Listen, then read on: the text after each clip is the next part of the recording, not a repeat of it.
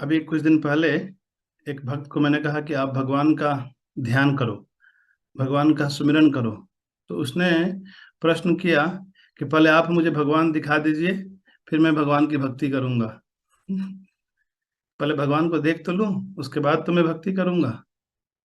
ये तो ऐसा ही हुआ जैसे कोई कहे कि पहले फल मिल जाए फिर मैं वृक्ष लगाऊंगा, या पहले संतान की प्राप्ति हो जाए फिर शादी करूंगा। हैं? पहले ही भगवान का दर्शन करना चाहता है। आज का भी कोट था, शिला प्रभुपाद जी क्या कह रहे हैं कि मैं भगवान को देख सकता हूँ इसलिए मैं भगवान को भोग लगाता हूँ। तुम लोग भगवान को जो नहीं देख सकते हो, तुम लोग मेरे पास आओ, मैं मोतियाबिंद का ऑपरेशन करूंगा। यानी तुम्हारे जो नेत्रों में अज्ञानता है उसे मैं दूर करूंगा, फिर तुम भगवान को देख पाओगे। तो भगवान को देखना इतना आसान नहीं है। आसान इन द सेंस कि पहले योग्यता चाहिए। भौतिक चेतना में रहकर भगवान का दर्शन नहीं किया जा सकता।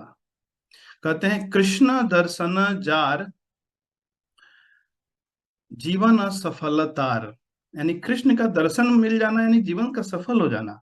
और जीवन इतना आसानी से सफल नहीं हो सकता है बिना उसकी कीमत चुकाए। अब कोई चींटी अपने मुंह में नमक की डली लेकर और शक्कर के ढेर पर घूमे चारों तरफ, फिर भी वो शक्कर से वंचित रहेगी, शक्कर के मिठास का अनुभव नहीं कर सकती है। उसी प्रकार जब तक हम साधना नहीं करते हैं, जब तक भगवान का नाम जप नहीं करते हैं, कुछ करते नहीं हैं, और सीधे हम भगवान को चुनौती दें कि भगवान हमें दर्शन मिल जाए, ये संभव नहीं है। तो सबसे पहले हमें साधना करके अपने चित्त रूपी दर्पण को साफ करना होगा, फिर भगवान कृपा करके हमें दर्शन देते हैं। जब भगवान श्री कृष्ण मथुरा में कंस के रंगशाला में उपस्थित हुए, वहां पे बहुत बड़ा एक आयोजन किया था कंस ने, मल्ल युद्ध का एक स्टेडियम बनाया था उसने। तो सभी ने वहां पर कृष्ण के रूप में दर्शन नहीं किया। कहते हैं this world is mirror of our own consciousness. हम वही देखते हैं जैसे हम हैं। यदि हम ईर्ष्या से भरे हुए हैं तो हर जगह पे हम क्या देखेंगे?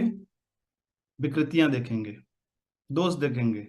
धीरे धीरे चल रहा है तो बोलेंगे देखो ये चोर की तरह पैर दबा के चल रहा है। और यदि जल्दी जल्दी चलेगा बोलेगा डाकू की तरह चल रहा है, ये तो चले कैसे? है तो वैसे ही जब भगवान श्री कृष्ण उस रंगमंच पे उपस्थित हुए तो वहाँ श्रीमद् भागवतम के 10वें स्कंद के 47वें अध्याय में वर्णन आता है 2 श्लोकों में।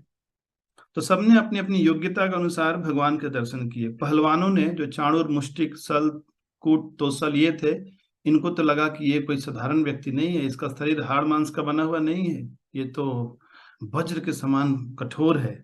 यद्यपि श्री कृष्ण 11 वर्ष के ही थे। और सामान्य जनता ने देखा तो उन्होंने श्री कृष्ण को सर्वाधिक गुणों से युक्त देखा। और जब स्त्रियों ने देखा, विशेष रूप से जो माधुरी भाव रखती थी, उन्हें लगा कि साक्षात कामदेव हैं, बहुत सुंदर हैं। और जब कृष्ण के सखाओं ने देखा, गोपों ने देखा, तो उनसे ये लंगोटिया यार है हमारा तो ये तो हमारा दोस्त है। और कुछ दुष्ट राजाओं ने देखा तो राजाओं ने सोचा कि ये तो हमारा शासन करने वाला शासक है। और जब कृष्ण के माता पिता ने देखा तो कृष्ण के माता पिता ने उनको अपने शिशु के रूप में देखा, छोटे बच्चे के रूप में देखा। और इतना ऐसा देखा कि स्तन में दूध उमड़ आया माँ देवकी के स्तनों में। और जब कंस ने देखा तो साक्षात काल के रूप में, मृत्यु के रूप में देखा। तो भगवान को देखने की लालसा होनी चाहिए, लेकिन उससे ज्यादा इंपॉर्टेंट है कि हम भगवान हमारा दर्शन करें, यानी भगवान हम ऐसे कुछ कार्य करें ताकि भगवान हमें देखें। नहीं तो हम अपनी अपरिपक्व अवस्था में भौतिक चेतना में भगवान को देखने का प्रयास करेंगे, देख नहीं पाएंगे और बोलेंगे देख लिया, बहुत देख लिया, ये कवियों की कल्पना है। ये बस बहुत बढ़ा चढ़ाकर भगवान की सुंदरता का वर्णन किया गया है। वेणु कुनंतम अरविंदलायताक्षम, कि भगवान कंदर पकोटि कमनीय विशेष शोभम। अरे हमने तो देख लिया भगवान को, ऐसा तो कुछ अनुभव नहीं हुआ हमें कि भगवान ऐसे करोड़ों कामदेवों से भी अधिक सुंदर हैं। भगवान के नख चंद्र है, मुख चंद्र है, कमल नयन है।